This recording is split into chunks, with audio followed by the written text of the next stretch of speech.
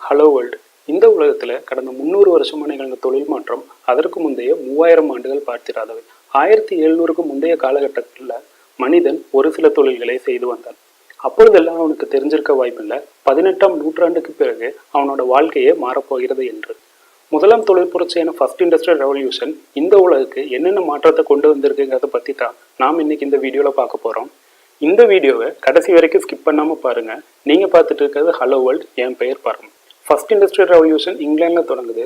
அதற்கு முக்கியமான காரணமே அங்கே இயற்கையாக கிடைக்கக்கூடிய நிலக்கரி சுரங்கங்களும் அதை மூலமாக வைத்து பயன்படுத்தி கண்டுபிடிக்கப்பட்ட இயந்திரங்களும் தான். தோராயமாக 1760களில் இருந்து 1830 வரைக்கும் உள்ள காலகட்டத்தையே நம்ம ஃபர்ஸ்ட் இண்டஸ்ட்ரியல் ரெவல்யூஷன் முதலாம் தொழில் புரட்சி அப்படின்னு சொல்லலாம். இந்த காலகட்டத்தில் தான் மனிதன் கைகளால் செஞ்சுட்டு இருந்த எல்லா வேலைகளும் இயந்திரமயமாக்கப்பட்டது. இங்கிலாந்தில் சுற்றி அதிகமான ஃபேக்ட்ரிஸ் உருவாகுது. விவசாயத்தில் மட்டுமே ஈடுபட்டு இருந்த மக்கள் ஃபேக்ட்ரிஸ் இருந்த இடத்தை நோக்கி குடிபெயர்றாங்க. இதனால ஃபேக்ட்ரிஸை சுற்றி அதிக அளவில் ஸ்மால் சிட்டிஸ் அண்ட் டவுன்ஸ் உருவாகுது. நியூ ஸ்டாண்டர்ட் ஆஃப் லிவிங், அதாவது மிடில் கிளாஸ்ங்கிற பீப்புளும் அதிகமாக உருவாகுறாங்க. ஃபேக்ட்ரிஸ் அதிகரித்ததன் காரணமாக பொருட்களின் உற்பத்தி மிகப்பெரிய அளவில் உருவாகுது. அதே சமயம் மாஸ் ப்ரொடக்ஷனால பொருட்களின் விலையும் மிகவும் கம்மியாகுது. உள்நாட்டு உற்பத்தியை மேலும் அதிகரிக்க இங்கிலாந்துக்கு நிறைய ரா மெட்டீரியல்ஸ் தேவைப்படுது. இதனால மற்ற நாடுகள் மேல அவங்க படையெடுக்க ஆரம்பிக்கிறாங்க. இண்டஸ்ட்ரியல் ரெவல்யூஷன்ல first modern production method textile இண்டஸ்ட்ரியில தான் நடக்குது.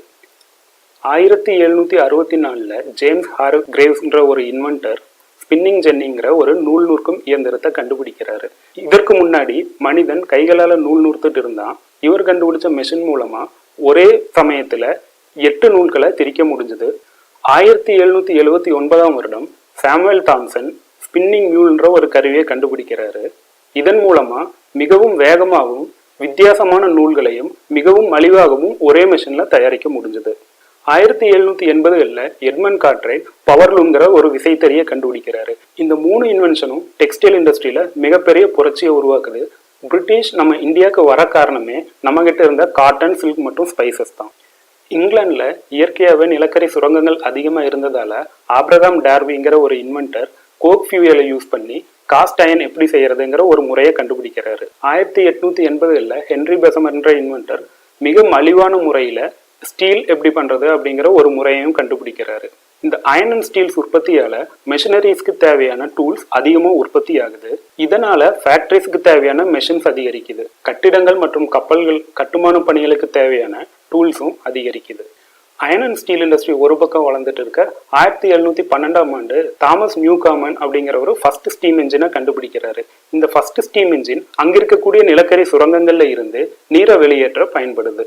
1770ஆம் வருஷம் Scottish inventor James Watt first steam இன்ஜினை இம்ப்ரவைஸ் பண்ணி வாட் ஸ்டீம் இன்ஜின் அப்படின்ற ஒன்றை கண்டுபிடிக்கிறாரு. இந்த வாட் ஸ்டீம் இன்ஜினை பயன்படுத்தி தான் பிற்காலத்துல வந்த ஸ்டீம் போட் அண்ட் ஸ்டீம் ரயில் கண்டுபிடிக்கப்பட்டது. இந்த ஸ்டீம் இன்ஜினை ரன் பண்றதுக்கு முக்கியமான சோர்ஸே நிலக்கரி தான். இங்கிலாந்து அண்ட் ஸ்காட்லாந்துல இயற்கையாகவே நிலக்கரி சுரங்கங்கள் அதிகமா இருந்ததால இங்கிலாந்துல இண்டஸ்ட்ரியல் ரெவல்யூஷன் மிக வேகமா வளர்ச்சி அடைந்தது.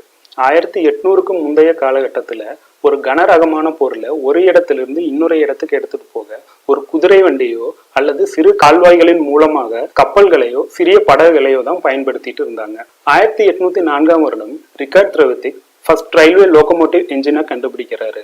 1807ஆம் வருடம் ராபர்ட் ஃபுல்டன் கமர்ஷியல் ஸ்டீம் போட்டை கண்டுபிடிக்கிறாரு. இந்த முக்கியமான 2 இன்வென்ஷனால ஒரு கனரக பொருளை மற்றொரு இடத்திற்கு சுலபமா எடுத்துட்டு போக முடிஞ்சது. அது மட்டும் இல்லாம டிரான்ஸ்போர்டேஷன் இண்டஸ்ட்ரி மிக வேகமா வளர்ச்சியும் அடைந்தது. 1820களில் ஸ்காட்டிஷ் இன்வென்டர் மெக்காடம் அப்படின்ற ஒரு new process of road construction ஒன்று கண்டுபிடிக்கிறாரு. அதுக்கு பேரு மெக்காடம்ஸ் ரோடுன்னு வைக்கிறாங்க. அது என்னன்னா, ஒரு சிறிய அளவுல ஒரு குழியை தோண்டி அதுல சரியான அளவுள்ள ஜல்லிக்கற்களை கொட்டி ஒரு சாலை அமைக்கிறாங்க. இந்த மெக்காடம்ஸ் ரோடோட மாடர்ன் வெர்ஷன் தான் நாம இப்போ உபயோகப்படுத்திட்டு இருக்கிற tar road. 1837 William Cooke and Charles வீட்ஸ்டோன்கிறவர் ஃபர்ஸ்ட் கமர்ஷியல் எலக்ட்ரிக்கல் டெலகிராஃபை கண்டுபிடிக்கிறாங்க. இந்த இன்வென்ஷன் மூலமா தகவல் பரிமாற்றம் மிக வேகமாக நடைபெறுது. 1770களில் ஃபர்ஸ்ட் ஸ்டாக் எக்ஸ்சேஞ்ச் உருவாகுது. என்னதான் இங்கிலாந்துல ஃபர்ஸ்ட் இண்டஸ்ட்ரியல் ரெவல்யூஷன் தொடங்கினாலும் 1800களின் முற்பகுதியில அமெரிக்கா இதுல மிகப்பெரிய இடத்தை பிடிக்குது. 1792 NYSEன்னு சொல்லப்படுற நியூயார்க் ஸ்டாக் எக்ஸ்சேஞ்ச் அமெரிக்கால நிறுவப்படுது. இந்த முதலாவது தொழில் புரட்சினால ஃபேக்டரிஸ் அண்ட் மெஷினரிஸ் அதிகமாகுது. மெஷினரிஸ் அதிகமான காரணத்தினால கைவினை கலைஞர்களோட தொழில் அதிகமாக பாதிக்கப்படுது. பெரும்பாலான இங்கிலாந்து மக்கள் விவசாயத்தையும் கைவினை தொழில்களையும் விட்டுட்டு எல்லாரும் ஃபேக்ட்ரிஸை நோக்கி நகர ஆரம்பிக்கிறாங்க. மிடில் கிளாஸ்ன்ற நியூ ஸ்டாண்டர்ட் ஆஃப் லிவிங் அதிகரிக்குது. அதுக்கு முன்னாடி பார்த்தீங்கன்னா பணக்காரன் ஏழைங்கிற ரெண்டே கேட்டகரி தான் இருந்தது. இந்த இண்டஸ்ட்ரியல் ரெவல்யூஷன்னால மிடில் கிளாஸ் பீப்புள் அதிகமாகறாங்க. ஃபேக்ட்ரிஸை சுற்றி டவுன்ஸ் அண்ட் சிட்டிஸ் உருவாகுது. இந்த டவுன்ஸ் அண்ட் சிட்டிஸில் பாப்புலேஷனும் அதிகரிக்குது. பொல்யூஷன் எதிர்பாராத அளவு அதிகமாக உருவாகுது. ஃபேக்ட்ரிஸில் குழந்தை தொழிலாளர்களின் எண்ணிக்கையும் அதிகரிக்குது. 1860களில் எடுத்த கணக்கெடுப்பின் முடிவில் 5ல் ஒருத்தர் 15 வயதுக்கும் குறைவான குழந்தை தொழிலாளர்கள் அப்படின்னு ஒரு ஸ்டாட்டிஸ்டிக் சொல்லுது. ஃபேக்டரி தொழிலாளர்களுக்குன்னு ஒரு குறிப்பிட்ட காலவரையற்ற வேலை முறை தான் அங்கே நடந்துட்டு இருந்தது. ஃபேக்ட்ரிஸ் எல்லாம் வச்சதுதான் சட்டம். அவங்க எவ்வளோ நேரம் வேலை செய்ய சொல்றாங்களோ அவ்வளோ நேரம் மக்கள் வேலை செஞ்சுட்டே தான் இருக்கணும். அதுக்காக முதல் முறையா இங்கிலாந்துல லேபர் லான்னு ஒன்று கொண்டு வராங்க. இந்த ஃபேக்ட்ரிஸ் வெளியேற்றின புகையால டவுன்ஸ் அண்ட் சிட்டிஸ் அதிகமாக மாசடையுது.